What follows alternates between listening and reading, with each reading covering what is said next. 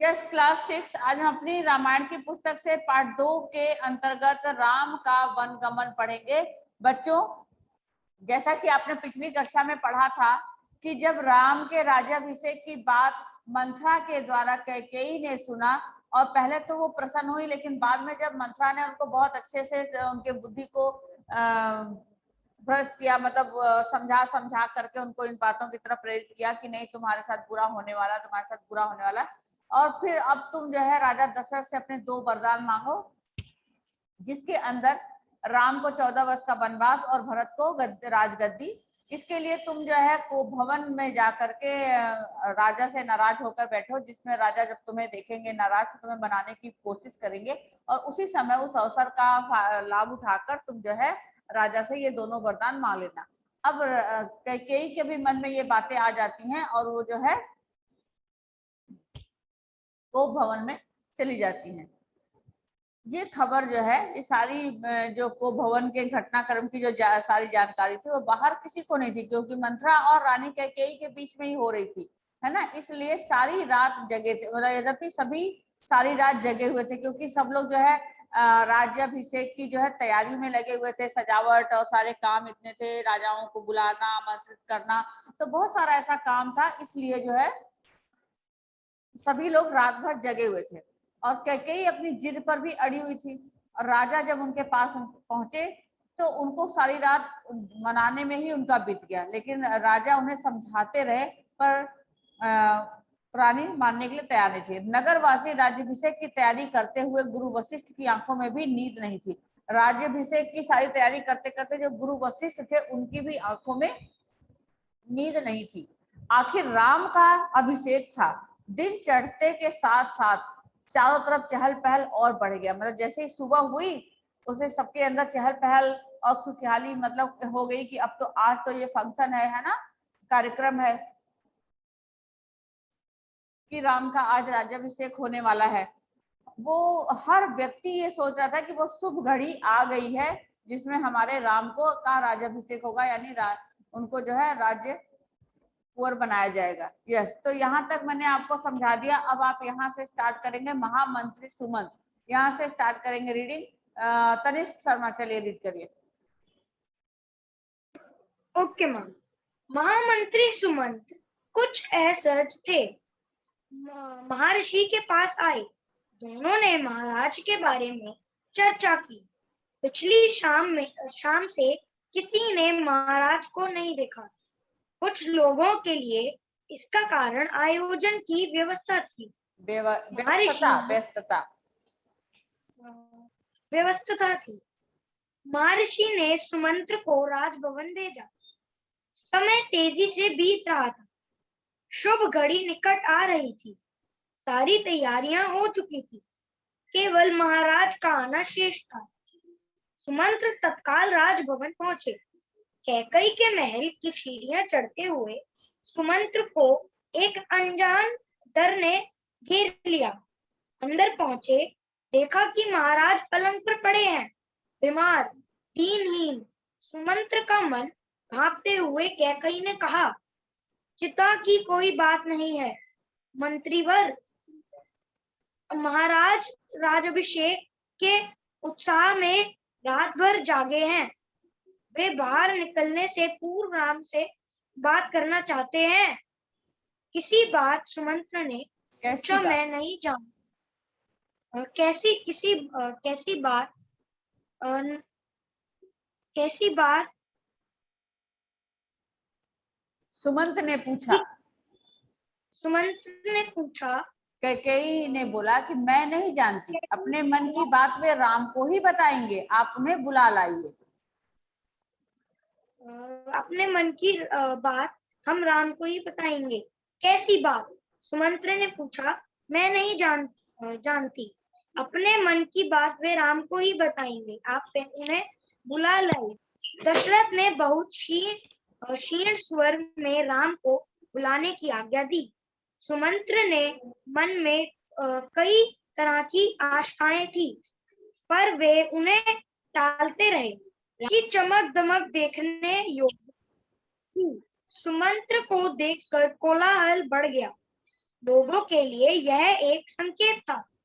राजाभिषेक के लिए राम को आमंत्रित करने का सुमंत ने कहा, राजकुमार, महाराज ने आपको बुलाया है, आप मेरे साथ ही चले। यस बेटा, वेट। कुछ अब देखो यहाँ जो मैंने आपको बताया कि मतलब चारों तरफ चहल पहल थी, हर व्यक्ति जो है उस शुभ घड़ी का इंतजार कर रहा था। जो महामंत्री सुमंत थे वो थोड़े से असहज थे, मतलब उनको लग रहा था कि कुछ गड़बड़ है। वे महर्षि के पास गए, जो महर्षि वशिष्ठ थे उनके पास गए, और दोनों ने महाराज के बारे में चर्चा की। दोनों उनसे बातचीत की कि क्या बात है, कल शाम से महाराज दिखाई नहीं दे रहे, जबकि वो इतने खुश थे राम को राज्याभिषेक करने के लिए, और वो शाम से जब से महल में गए तब से दिखाई नहीं दिए। पिछली शाम से किसी ने भी महाराज को नहीं देखा, जब से शाम को हुई है उसके बाद से किसी ने राजा दशरथ को नहीं देखा है। कुछ लोगों के लिए इसका कारण था आयोजन की व्यवस्था। कुछ लोग सोचे थे कि नहीं दिखाई दिए, इसका मतलब आयोजन, मतलब कुछ कार्यक्रम के लिए वो व्यस्त होंगे, कुछ कामों में लगे होंगे, इसलिए वो दिखाई नहीं दिए। महर्षि ने सुमंत को राजभवन भेजा। महर्षि ने सुमंत को बोला कि ऐसा करो कि तुम जो है राजभवन चले जाओ और जाकर के पता करो कि महाराज क्या कर रहे हैं। समय तेजी से बीत रहा था, जो शुभ घड़ी थी वो निकट आ रही थी, सारी तैयारी हो चुकी थी, केवल महाराज का आना ही शेष था। मतलब बस राजा दशरथ के आना ही रह गया था, बाकी सब तैयारी हो चुकी थी। सुमंत तत्काल राजभवन पहुंचे, वो दौड़ मतलब जल्दी जल्दी से वो राजमहल पहुंचे। कैकेयी के महल की सीढ़ियां चढ़ते हुए सुमंत का जो मन था वो अंदर से घबरा रहा था, डर रहा था, एक अंदर से कोई डर था। वे अंदर जब पहुंचे तो देखा कि महाराज जो है पलंग पर पड़े हैं, बीमार से दीनहीन, मतलब बहुत ही दुखी हालत में पड़े हैं। सुमंत का मन का भापते हुए कैकेयी, जैसे ही देखा सुमंत को कि वो महाराज के बारे में मतलब कुछ जानना चाहते हैं, तो उन्होंने कैकेयी ने तुरंत कहा कि चिंता की कोई बात नहीं, घबराइए मत मंत्रीवर, महाराज जो है राज्याभिषेक के उत्साह में रात भर जाग रहे थे, इसलिए वे बाहर निकलने से पूर्व राम से कोई बात करना चाहते हैं। मतलब बाहर जाने से पहले, राजभवन में जाने से पहले वो पहले राम से मिलना चाहते हैं, उनसे बात करना चाहते हैं। तो सुमंत ने कहा कैसी बात, सारी बात तो हो गई है, अब तो सीधा उनका राज्याभिषेक ही करना है। तो कैकेयी ने कहा मैं नहीं जानती कि वो कौन सी बात करना चाहते हैं, वो राम को ही बताएंगे, इसलिए राम को यहाँ पर बुला लाइए। दशरथ ने बहुत क्षीण स्वर में राम को बुलाने की आज्ञा दी। अब दशरथ तो दुखी थे बहुत ज्यादा, उन्होंने भी बहुत कमजोर आवाज में धीरे से सुमंत से कहा कि हाँ जाके राम को बुला के लाओ। सुमंत के मन का जो डर था, तरह तरह की आशंकाएं थी, पर वे उन्हें टाल रहे थे कि मतलब हमारे मन में गलत बातें आ रही है, उसको छोड़ो, ऐसा नहीं हो सकता। राम के निवास के बाहर भारी भीड़ लगी थी। राम का जो महल था, जो रूम कमरा था, उसके सामने बहुत लोगों की भीड़ लगी थी। लक्ष्मण भी वहीं थे।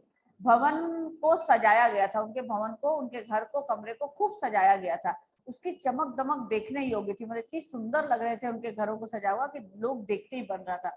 सुमंत को देखकर कोलाहल बढ़ गया कि लोगों में कि हाँ अब सुमंत जो है राम को लेने के लिए आ गए, महल में जाने के लिए है। लोगों के लिए संकेत था कि राज्याभिषेक के लिए राम को आमंत्रित करने के लिए सुमंत आए हुए हैं।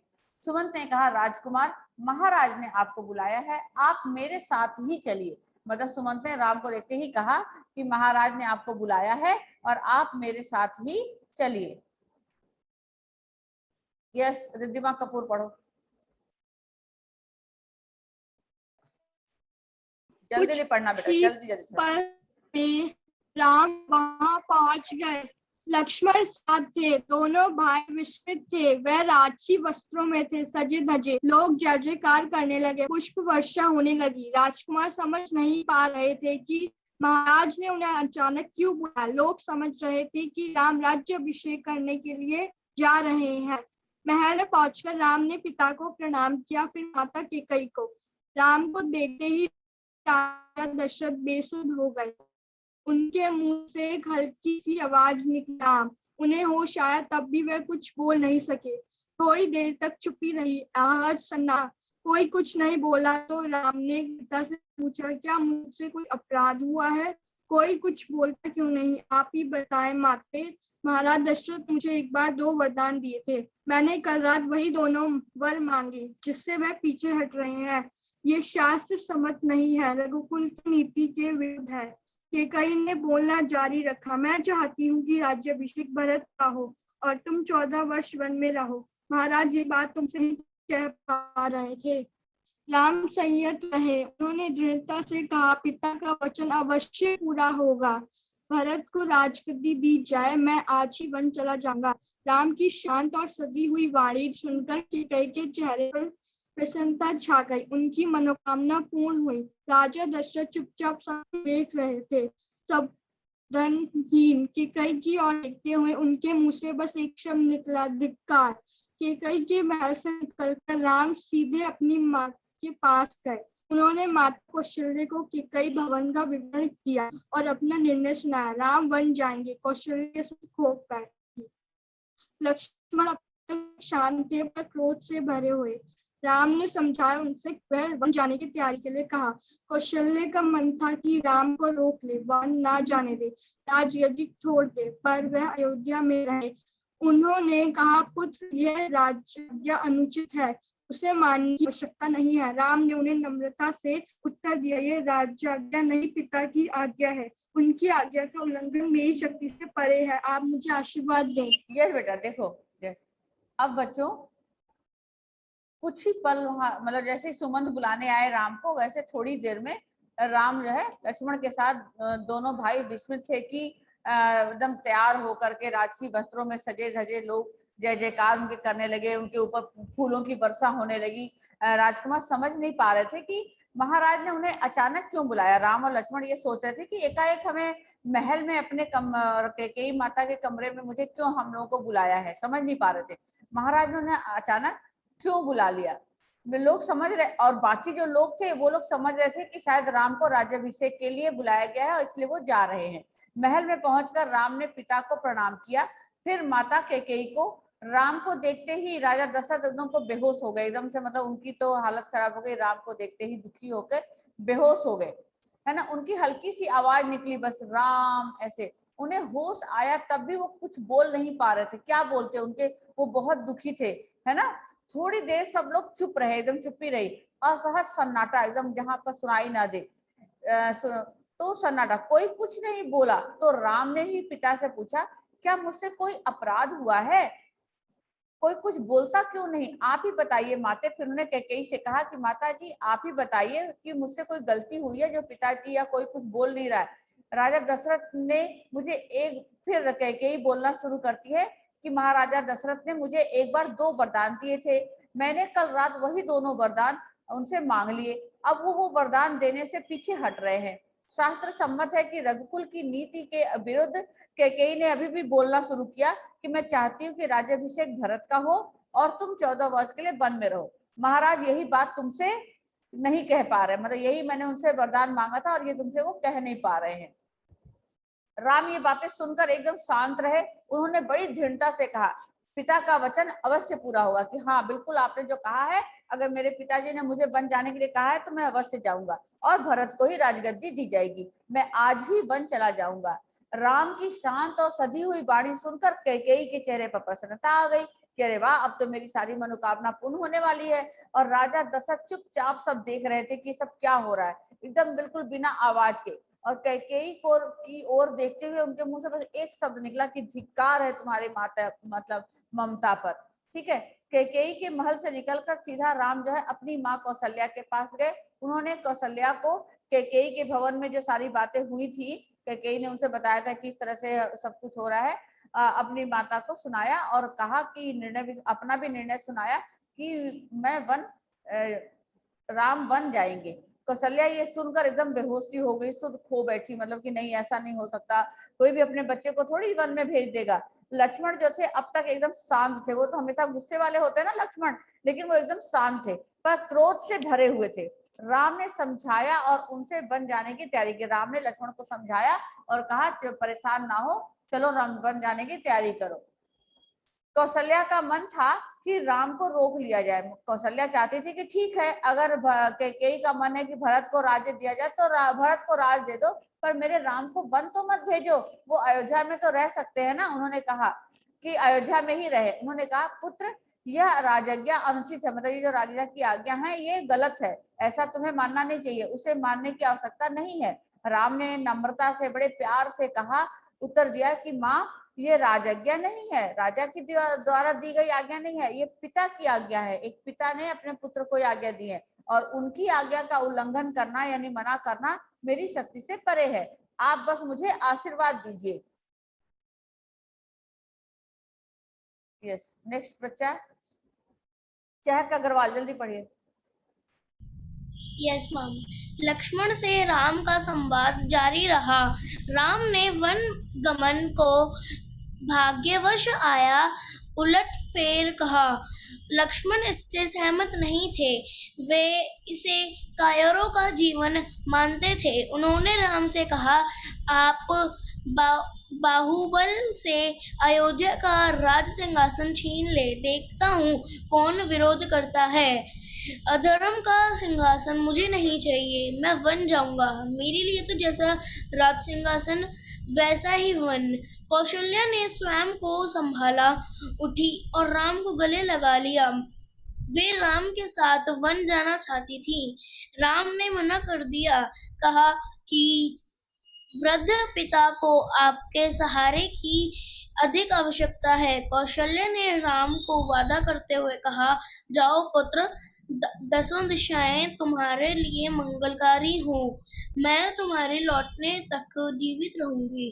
कौशल्या भवन से निकलकर राम सीता के पास गए, सारा हाल बताया, विदा मांगी, माता पिता की आयु का उल्लेख किया, उनकी सेवा करने का आग्रह किया, कहा, प्रिय तुम निराश मत होना, 14 वर्ष के बाद हम फिर मिलेंगे। राम के वनगमन का समाचार तब तक सीता के पास नहीं पहुंचा था। राम को देखकर कुछ आशंका हुई, अनिष्ट की। राम ने विदा मांगी तो सीता व्याकुल हो गई, क्रोधित भी हुई, निर्णय पर प्रतिवाद किया। राम नहीं माने तो सीता ने उनके साथ जंगल जाने का प्रस्ताव रखा। सीता ने कहा, मेरे पिता का आदेश है कि मैं छाया की तरह हमेशा आपके साथ रहूं। अनंत राम को उनकी बात माननी पड़ी। तभी लक्ष्मण भी वहां आ गए, वह भी साथ जाने को तैयार थे। राम ने उन्हें इसकी स्वीकृति दे दी, शीघ्र तैयारी करने को कहा। राम चाहते थे कि सीता वन ना जाए, अयोध्या में रहे, वे उसकी अनुमति दे चुके थे। फिर भी उन्होंने एक और प्रयास किया। सीते, वन का जीवन बहुत कठिन है, ना रहने का ठीक स्थान, ना भोजन का ठिकाना, कठिनाइयां कदम कदम पर। तुम महलों में पली हो, ऐसे जीवन कैसे जी सकोगी? सीता ने उत्तर नहीं दिया, मुस्कुरा दी। उन्हें पता था कि राम अपने दिए वचन से पलट नहीं सकते। राम वन जा रहे हैं, यह समाचार पूरे नगर में फैल चुका था। नगरवासी दशरथ और कैकेयी को धिक्कार रहे थे। कुछ देर पहले तक जहां उत्सव की तैयारियां थीं, वहां उदासी ने घर कर लिया। सड़कें गीली थी लोगों के आंसुओं से। सबकी वेट। अब देखो बच्चों, अब जो है अभी तक राम को थोड़ा सा गुस्सा था और राम का संवाद जारी रहा। राम ने वन गमन को अपना भाग्य माना कि भाग्य बस ऐसा उलटफेर हुआ है। लक्ष्मण इससे सहमत नहीं थे, उन्होंने कहा नहीं, ये गलत बात है, ये भाग्य की बात नहीं है, वे इसे कायरों का जीवन मानते हैं। तो आप क्यों मान रहे हैं उनकी बात? आप इसका प्रतिरोध करो, मतलब विरोध करो कि नहीं मैं नहीं जाऊंगा, आप मानो ही मत। उन्होंने राम से कहा, आप अपने बाहुबल से यानी अपने ताकत से अयोध्या का राज सिंहासन छीन लो, मतलब युद्ध करो, और आप तो ताकतवर हो, वीर हो, पराक्रमी हो, आप से अपना सिंहासन छीन लो, देखता हूं कि कौन विराज करता, मैं आपके साथ खड़ा हूं। ठीक है, तो राम ने कहा कि मुझे अधर्म का सिंहासन मुझे नहीं चाहिए, मैं ऐसे लड़ाई करके अपने भाइयों से ही सिंहासन जीत के इसके ऊपर राजा नहीं बनना चाहता, मैं बन जाऊंगा। मेरे लिए तो जैसा राज सिंहासन पर बैठना है वैसा ही वन में रहना भी है।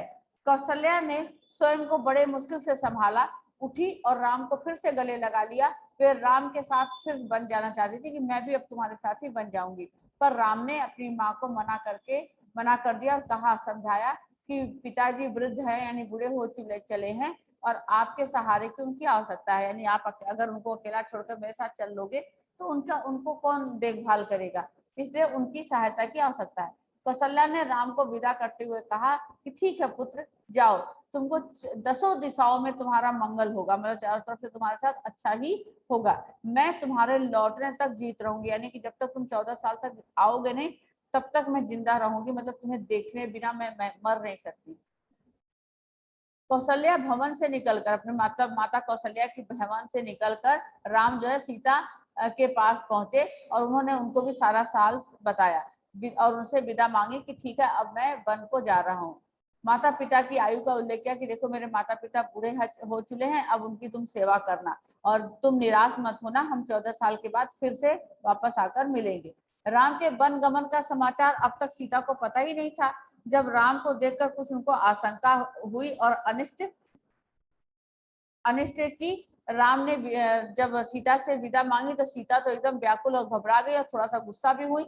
उन्होंने उनके निर्णय पर प्रतिवाद किया, यानी कि जवाब दिया कि आपने मेरे लिए पहले से कैसे सोच लिया कि मैं यहीं रहूंगी और आप मुझे छोड़कर जा सकते हैं। राम नहीं माने तो सीता ने उनके साथ जंगल जाने का, मैं तो आपके साथ जंगल में जाऊंगी, प्रस्ताव रखा। सीता ने कहा मेरे पिता ने आदेश दिया है कि मैं हमेशा छाया की तरह आपके साथ ही रहूं। अंततः राम को उनकी बात माननी पड़ी कि ठीक है। तभी लक्ष्मण भी वहां आ गए और वो भी साथ जाने के लिए कि मैं भी आपके साथ चलूंगा। राम ने उन्हें इसके लिए हाँ कर दी कि ठीक है तुम भी चलो और जल्दी से तैयारी करो।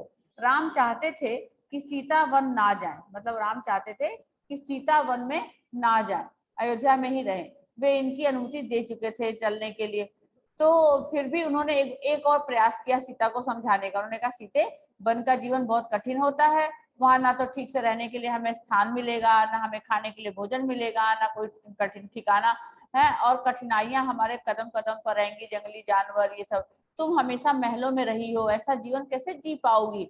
सीता ने उत्तर नहीं दिया, कुछ भी बोला नहीं और बस मुस्कुरा दिया, क्योंकि उनको पता था कि राम ने उनको अपने साथ वन में चलने का आश्वासन दे दिया है। ठीक है, उन्हें पता था कि राम अपने वचन से पलट नहीं सकते। राम वन जा रहे हैं, ये जो सारा समाचार था पूरे नगर में फैल चुका था। सारे नगरवासी जो थे, कहाँ तो राम के राज्याभिषेक की तैयारी में खुशियां मना रहे थे और कहाँ जो है अब ये समाचार उनको सुनने को मिल गया। तो वो राजा दशरथ और कैकेयी को धिक्कार रहे थे, बुरा भला कह रहे थे कि ये तो बड़े बुरे माता पिता हैं, इस तरह से बच्चे के साथ कर रहे हैं। पहले जहां पूरे नगर में उत्सव यानी खुशियां मनाने के लिए तैयारियां चल रही थी, अब वहीं हर घर में उदासी हो गई, सड़कें लोगों की आंसुओं से गीली हो गई। Yes, next Ritul Bajaj. सबकी इच्छा थी कि राम सीता वन न जाए, वह उन्हें रोकना चाहते थे पर वे बस थे।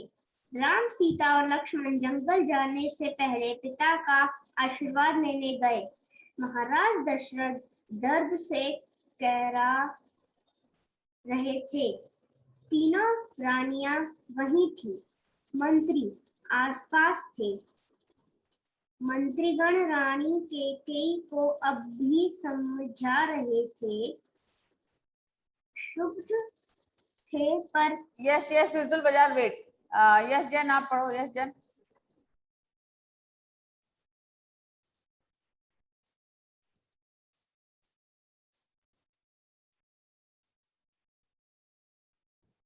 अवनी अग्रवाल।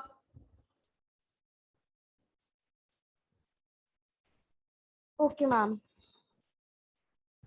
दर्ज करा रहे थे, तीनों रानियां वही थी, मंत्री आसपास थे। मंत्रीगण रानी कैकेयी को अब भी समझा रहे थे, शुभ थे पर तर्क का साथ नहीं छोड़ना चाहते थे। ज्ञान, दर्शन, नीति, रीति, परंपरा सबका हवाला दिया, कैकेयी अड़ी नहीं।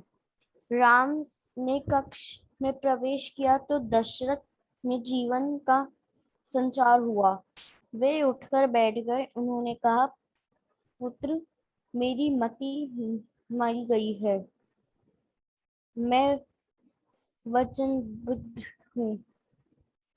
ऐसा निर्णय, ओके मैम, ऐसा निर्णय करने के लिए विवश हूँ, पर तुम्हारे ऊपर कोई बंधन नहीं है। मुझे बंदी बना लो और आज संभालो।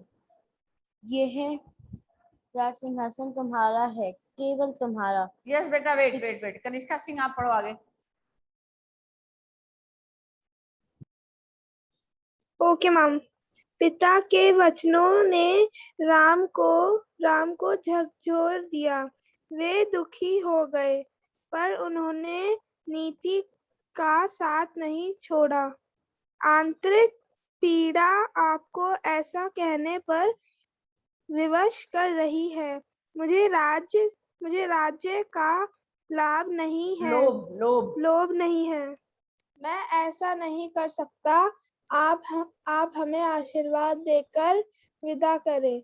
विदाई का दुख सहन करना कठिन है, इसे और ना बढ़ाएं। Wait wait Kanishka, wait. Saksham Sharma आप पढ़ो। Can I read? सक्षम शर्मा।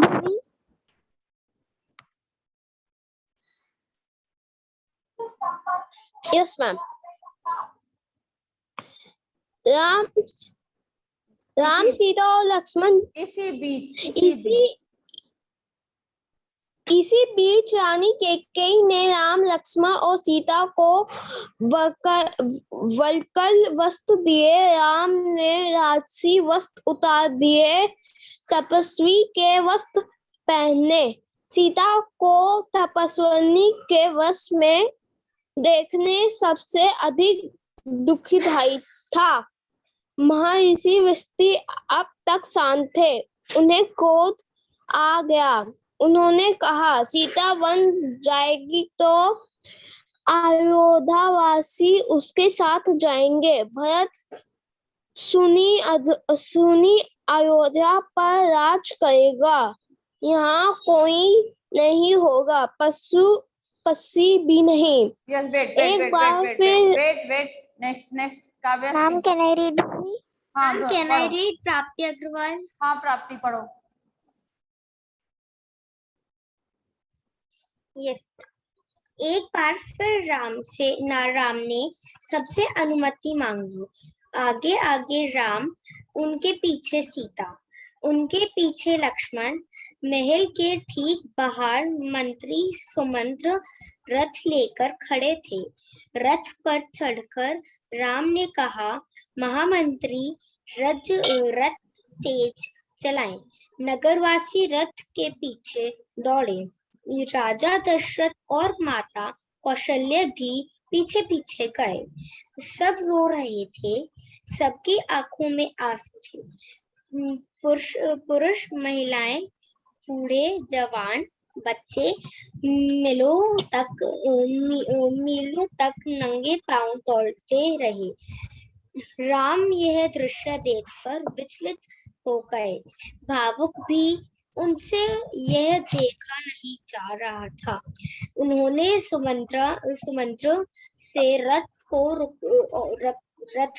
और गति से हाँकने को कहा, ताकि लोग हार जाएं, थककर पीछे छूट जाएं, घर लौट जाएं। राजा दशरथ लगातार रथ की दिशा में नजरें गड़ा रहे थे जब तक रथ बस। अब देखा यहाँ पर, एक मिनट, यहाँ पर सबकी इच्छा थी कि राम सीता वन ना जाए। वे उन्हें रोकना चाहते थे, पर वे बेबस थे। राम सीता और लक्ष्मण जंगल जाने से पहले अपने पिताजी से मिलने गए, उनका आशीर्वाद लेने के लिए गए। महाराज दशरथ दर्द से कराह रहे थे, मतलब उनको बहुत तकलीफ हो रही थी। तीनों रानियां वही थी, कौशल्या, कैकेयी और सुमित्रा। मंत्री आसपास वहीं उनके साथ ही खड़े थे। मंत्रीगण रानी कैकेयी को अब भी समझा रहे थे। जो मंत्रीगण थे वो रानी कैकेयी को समझा रहे थे कि ऐसा मत करिए, है ना, शुभ थे, पर तर्क का साथ नहीं छोड़ना चाहते थे। ज्ञान, दर्शन, नीति, रीति, परंपराएं सबका हवाला दे रहे थे। कैकेयी को समझाए जा रहे थे, पर कैकेयी अपनी बात पर अड़ी रही। राम ने कक्ष में प्रवेश किया तो दशरथ के जीवन में जैसे थोड़ा सा संचार हुआ। उठकर वे बैठ गए, है ना। उन्होंने कहा, पुत्र, मेरी तो मति मारी गई थी। मेरे को लगता है कि मेरा दिमाग खराब हो गया था। मैं वचनबद्ध हूँ, मैंने वचन दिया हुआ था, इसलिए मुझे करना पड़ रहा है। ऐसा निर्णय करने पर मैं विवश हो गया हूँ, पर तुम्हारे ऊपर कोई निर्णय बंधन नहीं है। तुम चाहो तो मुझे बंदी बना लो और राज सिंहासन पर तुम राज करो, ये राज्य तुम्हारा है। पिता के वचनों ने राम को झकझोर दिया, ऐसा मत बोलिए। उन्होंने कहा कि वे दुखी हो गए, उन्होंने नीति का साथ नहीं छोड़ा, आंतरिक पीड़ा अपने आप को कैसे ऐसा महसूस कर रहे थे। उन्होंने कहा कि मुझे राज्य का लोभ लालच नहीं है, मैं ऐसा नहीं कर सकता, आप बस हमें आशीर्वाद दीजिए, विदा करिए। विदाई का दुख सहन करना थोड़ा कठिन होता है और इसे अब और बड़ा मत करिए। इसी बीच रानी ने क्या किया कि राम लक्ष्मण और सीता के लिए जाकर के बलकल मतलब पत्तों वाले कपड़े और रानी को तपस्वियों वाले कपड़े ला करके दिए। राजसी वस्त्र उन लोगों ने उतार दिए, जो राजाओं वाले कपड़े थे वो सब उतार दिए और तपस्वियों वाले वस्त्र पहन लिए। सीता को तपस्वी वाले वेश में देखना सबके लिए बड़ा ही दुखदायी था।